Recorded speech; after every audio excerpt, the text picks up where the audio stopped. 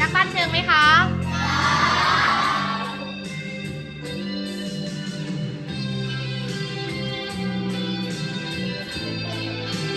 ไปแล้วกลับมาหากันบ้างนะคะ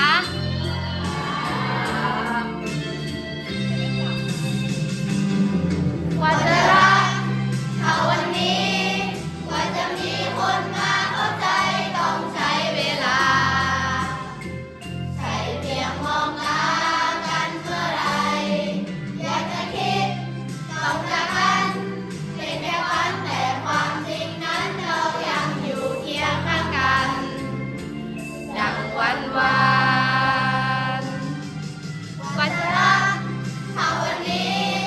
กว่าจะมีคนมาเข้าใจต้องใช้เวลาใช้เพียงมองตากันเมื่อไรอยากจะคิดต้องจากกันเป็นแค่ฝันแต่ความจริงนั้นเรายังอยู่เคียงข้างกันดังวันวานกว่าจะรักเขาวันนี้กว่าจะมีคนมาเข้าใจต้องใช้เวลาใช่เพียงมองตากันเมื่อไรอยากจะคิดต้องจากกันเป็นแค่ฝันแต่ความจริงนั้นเรายังอยู่เคียงข้างกันดังวันวานกว่าจะรักเขาวันนี้กว่าจะมีคนมาเข้าใจต้องใช้เวลาใช่เพียงมองตากันเมื่อไรอยากจะคิดต้องจากกันเป็นแค่ฝันแต่ความจริงนั้นเรายังอยู่เคียงข้างกันดังวันวาน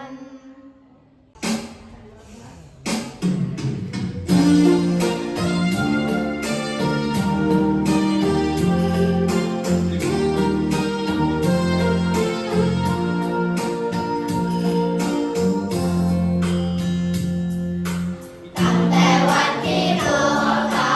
นั้นรู้จักครูไม่มีวันไหนครูไม่คน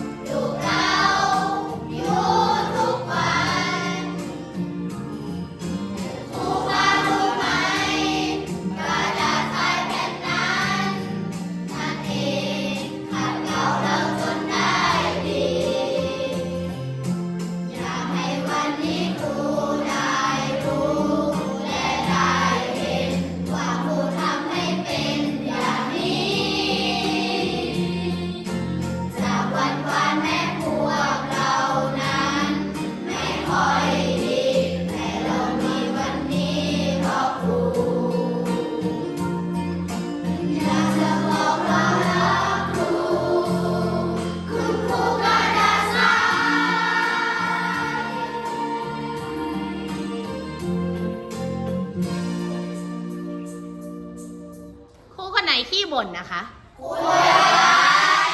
คนเดียวเลยเหรอ เวลา บ่นเพราะรักหรอกนะเชื่อไหมเนาะ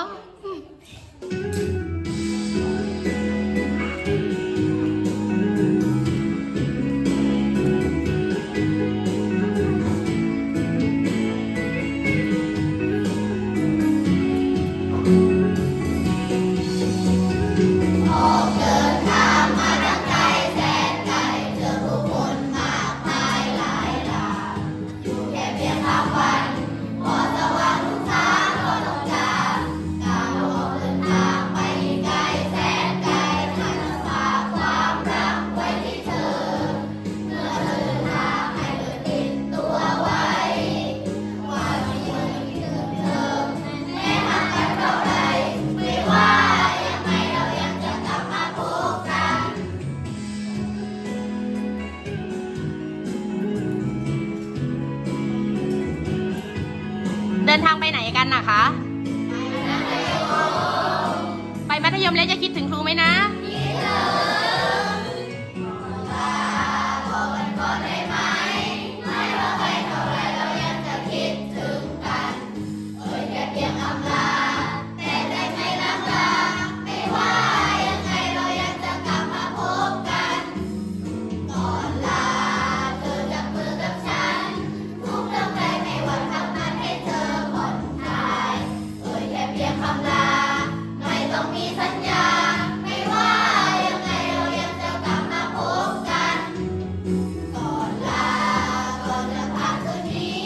แค่ได้มีความสุขแค่นี้ก็มีแรงใจ